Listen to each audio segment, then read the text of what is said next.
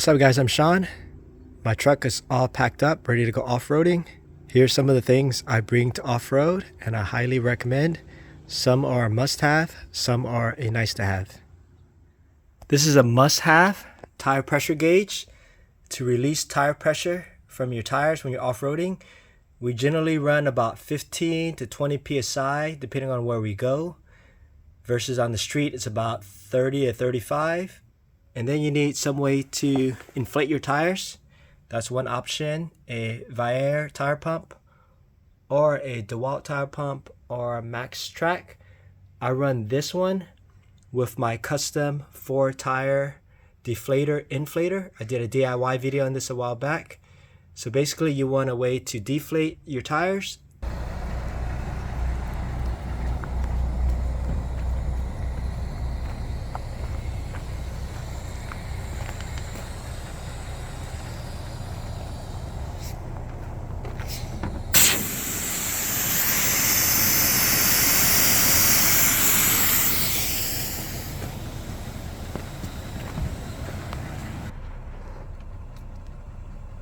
And then a way to inflate your tires quickly, because you could be off-roading in the rain or snow or in the cold or in the dark.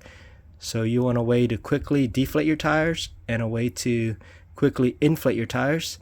You also want to bring traction boards. This can help you out if you get stuck. These go for about 40 bucks on Amazon. Of course they have nicer ones that go for $300 or $400, but I think that's overkill. These cheap ones actually saved us a few times.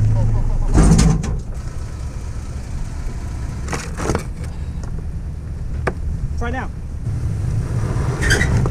Oh yeah, boy. So definitely want to have traction boards.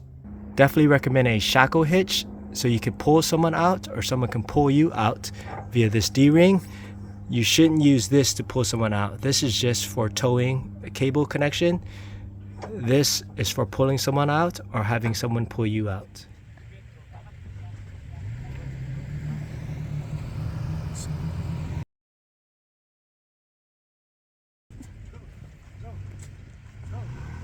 Along with the D-ring shackle hitch, you want to buy a tow strap so you can pull someone out or someone can pull you out. This is made by Rhino USA from Amazon. I think it was like 30-40 bucks, pretty cheap. And you're gonna buy some D-rings. D-rings are pretty cheap as well. This is optional right here. This is a tree saver with a snatch block. I have this to use with my winch. The winch is definitely a nice to have, but it's optional.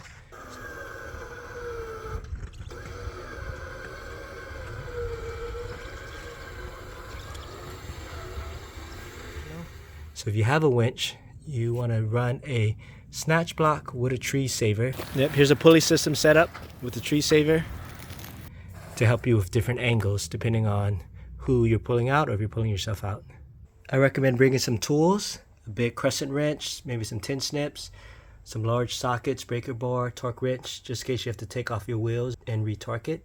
And a flashlight is nice to have as well, just in case it gets dark.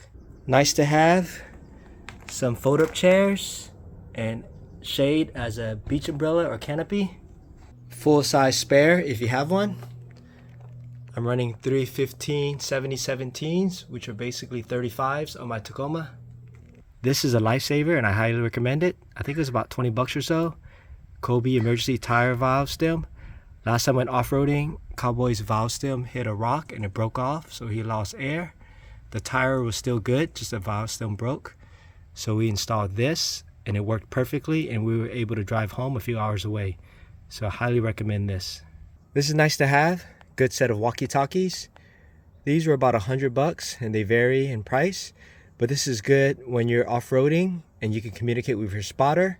But also when you're off-roading on the trail, you can communicate easily with this walkie-talkie because some places where you go, there's no cell phone coverage. Of course, you want to bring a cooler with plenty of water, food and drinks. Of course, you should have a good grill setup.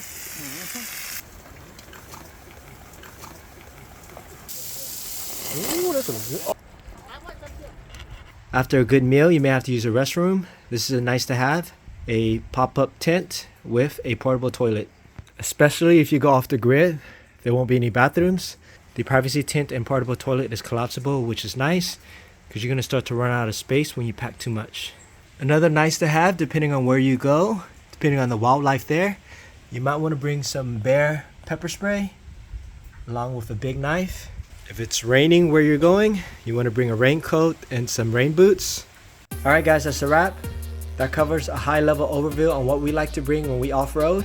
The more you go off-roading, the more you can dial it in as far as what you need and may not need. It all depends on the terrain, where you go off-roading, and the weather. Is it raining, snowing, or muddy? And also how capable your rig is. Do you have a good lift, good tires, good setup? I think out of all of this, the most important thing is recovery gear.